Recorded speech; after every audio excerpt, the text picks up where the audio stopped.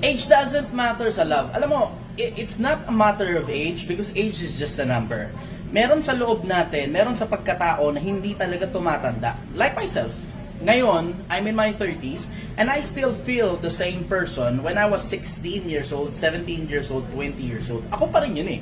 I'm the same individual. I'm just wiser now. I'm just smarter now. Mas matalino ako kaysa noon at hindi ko kiniklaim na matalino ako. Ha, sa mga bashers, leche kayo.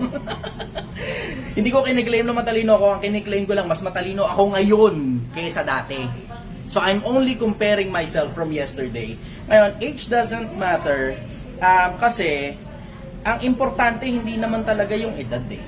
'Di ba? Age is just a number. Uncontrollable factor 'yan. Bukas mas matanda ka na ng isang araw kaysa ngayon. Sa susunod na araw mas matanda ka na ng 2 araw kaysa ngayon.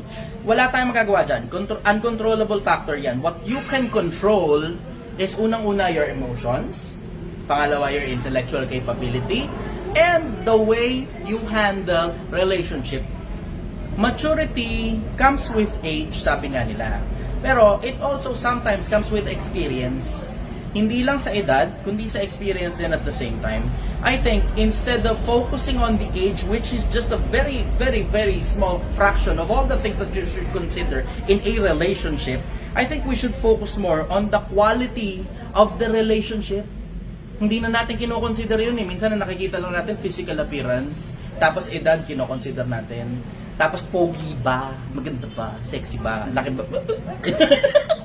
Pero hindi na natin kino-consider kung ito bang taong to magiging mas masaya ba tayo sa buhay pagkasama natin siya? O kamusta ba ang magiging relasyon natin sa kanya na nakadepende sa kung ano pinapakita niya sa atin sa ngayon. I think we should focus more on the quality of the relationship more than the age. Yun ang sagot ko doon.